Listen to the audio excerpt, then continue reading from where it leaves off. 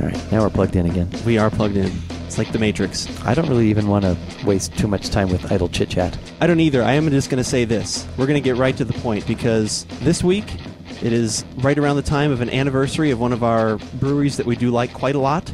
We talk about them quite a lot. So we're going to have 2 beers for this week on this Give It a Shot from this brewery. I'm Andrew. And I'm Keith, and we are AboutBeverages.com. And the brewery that we will be celebrating this week, happy anniversary to Stone. Stone Brewery, yes. So we're going to try their anniversary beer for 2011. It's the 15-year anniversary. Wow. I know. Can you believe that? Let's do the math. 1996 they started? Wow. Okay. So I started enjoying that when I was... Oh, wait. Yeah.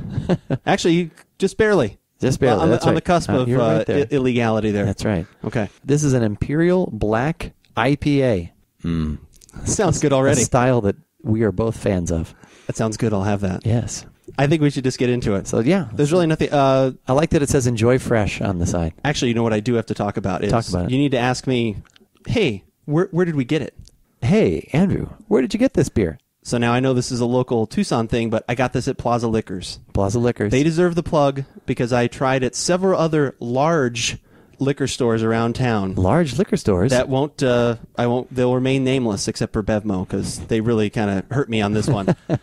That was where I was able to find it, and they had nice quantities of it, and the people there were very friendly. So nice. I want to give them a nice little plug there. All right. Yeah.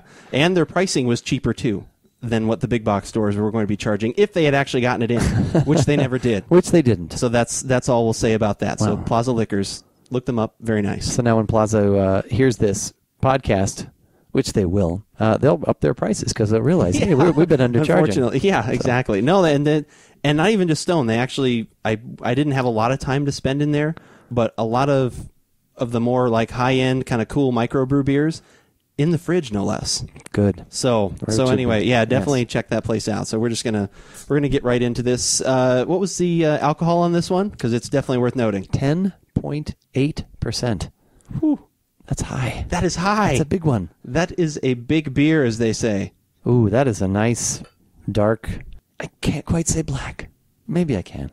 I don't know. It's a dark brown. It's dark brown. It's brownish black. I would say, yeah, super dark brown. Not quite black, though, but really nice.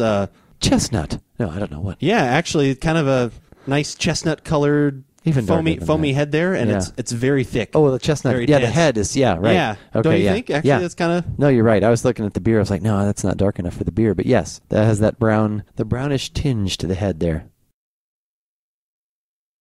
A little bit of, the hops are it's kind of that citrusy and herbal citrus blend. Little sort of a blend there. Little savory, citrusy, herbal kind of thing going on. Little whiff, maybe even a little whiff of maybe I'm just thinking of is there a little coffee note, or is there's a little something? I'm not really a heavier getting note at the maybe it's just a roasted, maybe it's kind of a roasted note. I'm getting like a dark chocolate kind of note in there. Yeah, there's some sort of roasted note in there. Did you break down and have one of these yet? I didn't. Yeah. Wow. Full disclosure, wow, I got these. For what while. has this been now? Just exactly 1 week. So I bought several of these and have had these for a week, waiting for my co-founder to show up so we could both experience this together, good or bad. Don't know how you did that. Wow. Okay.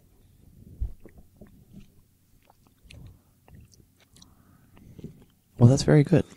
It's quite tasty. The body's a little thin.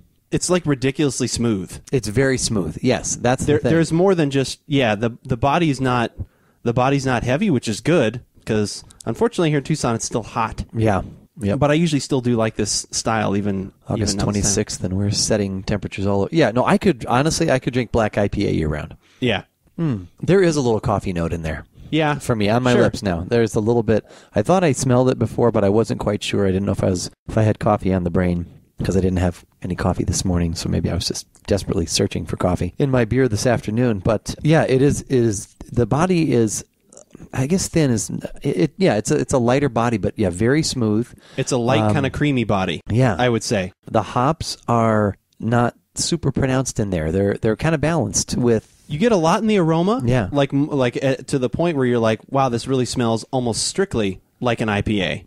But then it's the reverse when you drink it. It's very well blended together, and you get more of those other characteristics coming out. I wonder what it would be like to try this against the Self-Righteous.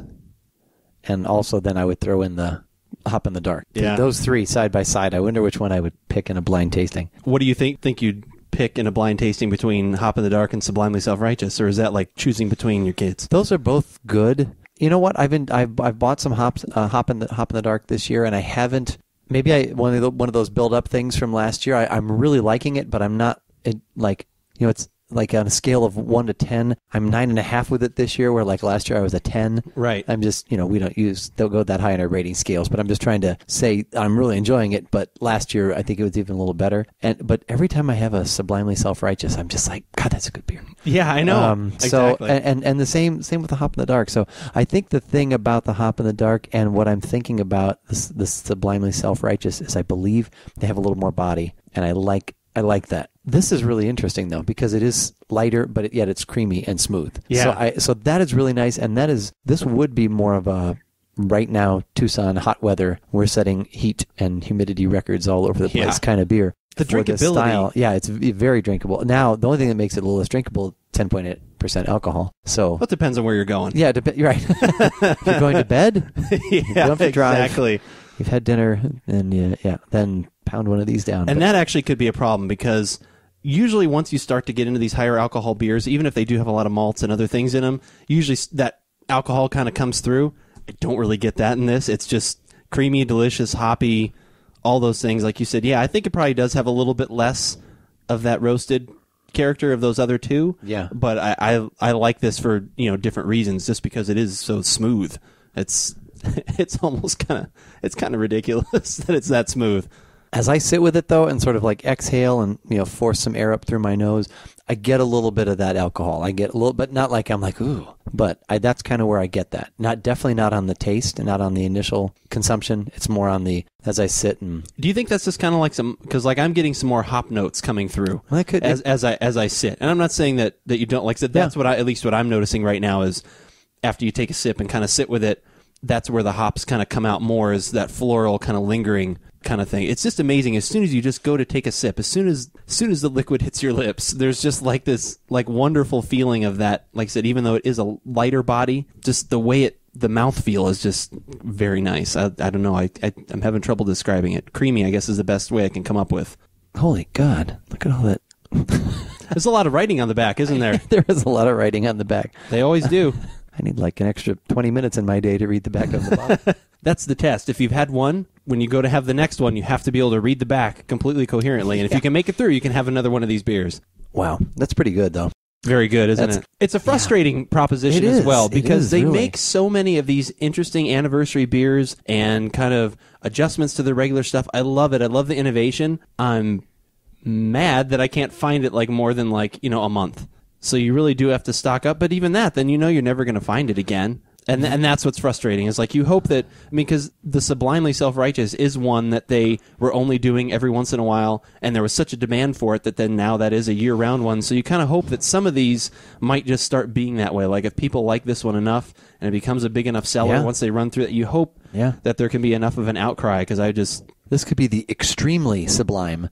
Yeah. And very self-righteous. They could take that to another level. Wow, it's nice that, as I call it, the Arthur syndrome did not occur here. Yeah. That there was a lot of build-up and and then not as much enjoyment, because there was a lot of anticipation for this. It did not disappoint. It's quite tasty. It did not. But it's enjoyable in ways that I didn't think it was going to be. Yeah. I honestly thought it was going to be like a heavier version, and it is in certain ways, but I'm just very surprised at, like I said, I keep calling it the drinkability factor. Right.